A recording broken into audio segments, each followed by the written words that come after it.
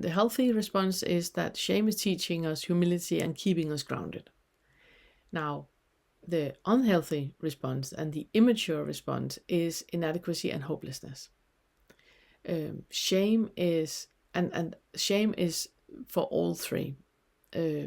All three toxic starting points deal with shame, and shame is a big one. I'm going to talk more about it in a second. And obviously, shaming is the underlying, that's the verbal indicator of shame. Shame is a big one. And a lot of the other ones have an underlying current of shame. So just to make it clear, the difference between guilt and shame. Guilt reminds us that we are in a direction that is not in line with our values, and shame teaches us humility and reminds us that you're human and you're flawed.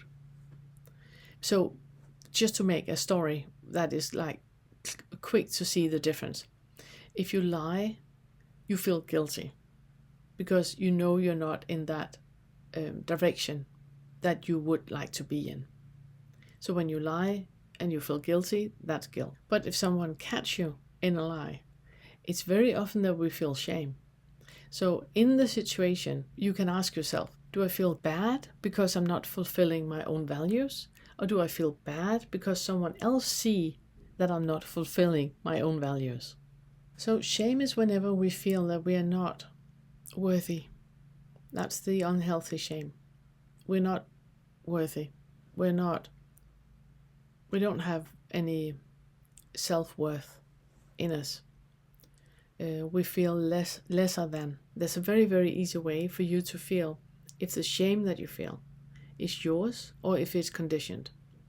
And if you have a feeling of shame and it's very intense, but it's not overwhelming, you can be with the feeling of shame. You can be in the situation that you're in and you can say, okay, that is, it's a good reminder. I was a bit arrogant. Yeah, I see that. And then it's intense. You feel embarrassed, but you can be with it. It's fine. It's fine. Then it's yours. If you have a feeling of shame and the feeling is overwhelming, it's out of proportion with what just happened. So you fell down some stairs, you feel so embarrassed, you feel so shameful, you feel like the worst thing. That's out of proportion. That's out of proportion. If a feeling of shame is out of proportion, it's not yours. It's conditioned. And you need to go back into that space where you stay with the feeling of shame. You need to look at what happened at any point in your life where you had this feeling and you were not met, where you did not create the space that you actually need. Because right now you are, I usually use the example of a child, picking the nose, right? There's nothing wrong in picking your nose. In our society, we have a culture where we don't. So when a child is picking its nose and you see a child picking its nose, you just take it aside and go like, I hate when I got stuff in my nose like that. I completely know that, but we don't do that, in public. We go into the bathroom and then we sort out our nose and then we go back out again. And the kid will go, okay. And that's it. But if you shame the child about picking its nose or whatever else the child is doing, the feeling that the child is getting is out of proportion. And that is what we take with us into the adulthood, where we're trying for everybody to see us as perfect. If you're the type that wants to be perfect in everything, that wants everything to look amazing on the outside, and you're going for people seeing you in a certain way and thinking of you in a certain way, I hope you can hear its ego. And whenever they discover that is not you, that it is Botox, that it is, lies, that it is just play pretend, then you get so shameful. You get so embarrassed. You can hardly be in your body. That's not yours. That's not yours. It's conditioned. It's not yours. And I think it's really important to be able to distinguish. You're treating both of them the same way. In that sense, it doesn't really matter. In the direct experience, it doesn't really matter. What you do with it, no matter if you're feeling fear, anger, guilt, and shame, what you do with it is that you sit with it. You sit with it. You stay with it. First of all, you detect yourself. And then you stay with it. So when you have that feeling of profound shame in what is happening, you just stay with it. You breathe, go into your body, and then start to notice what is the feeling and what is the sensation. Because those two are not the same. The feeling of shame is not real. It's not real. It's completely delusional. There is no feeling of shame. It doesn't exist. You just made it up. It doesn't exist. So you go into the body, and then you separate the two. So you have the feeling of shame on one side, and you have the sensation in the body on the other. And stay with that sensation. How does it feel in your body to be right now with that sensation? Not with the thought attached to it, but just with that sensation. And then you just stay with that. Create space there, and that is where you're expanding in.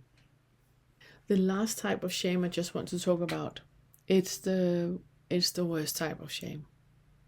It's the shame that you experience on another person's behalf. So let's say you were bullied.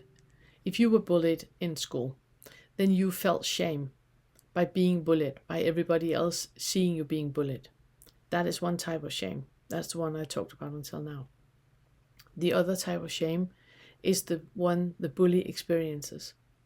Because by bullying, you are experiencing shame as well. You know this is not, correct ethical behavior. There's probably a lot of both fear, anger, guilt, and shame if you were a bully in you. And it's diversion. You're diverting from the underlying feeling that you have. The worst kind of shame is the spectator shame. It's the indifferent shame.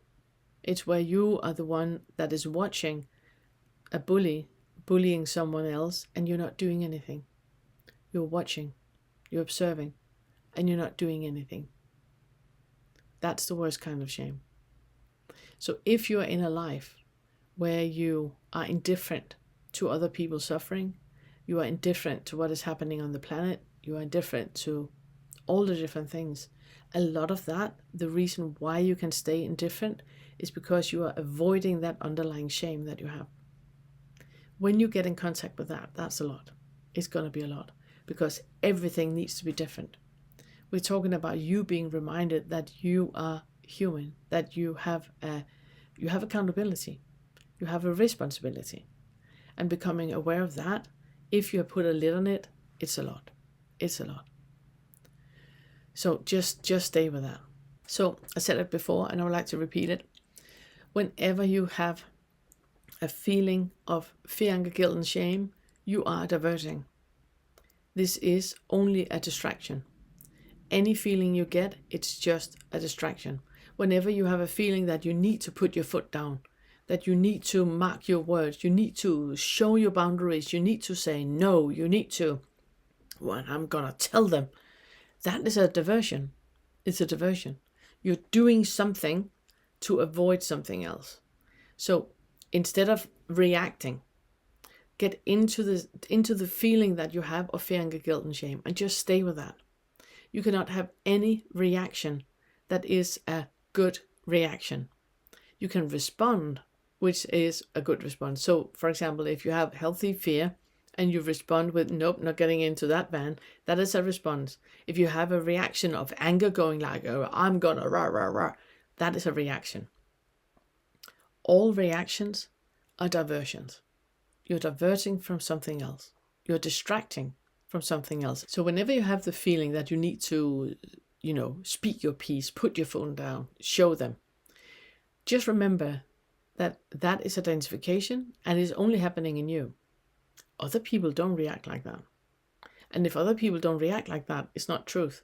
Now, if you then, socialize with people that all react like that, then you might be very, very tempted to believe that this is normal. It's not. It's identification. You don't need to. If other people can be in the same situation and not react like you do, then it is identification and you need to look at it. So whenever you have that feeling of, but I need to tell them, I need to say no, I ask yourself, are you sure? Are you sure you need to do that? Are you sure about that? There are other people in this world that don't react like that. Why do you have the need to do that? So I'm not obviously, I hope you hear that. I'm not talking about you putting yourself in danger. I'm not talking about you jumping into a white unmarked van or letting, Uncle Pedophile babysit. It's not what I'm talking about. I'm talking about you being aware of when you are identifying with fear, anger, guilt, and shame, and what is underneath that identification. I'm not talking about you walking out in front of traffic. I'm not talking about that. I hope you hear that. So that was it. I hope you have gotten an insight into asking the question, who is telling you that you need to be different?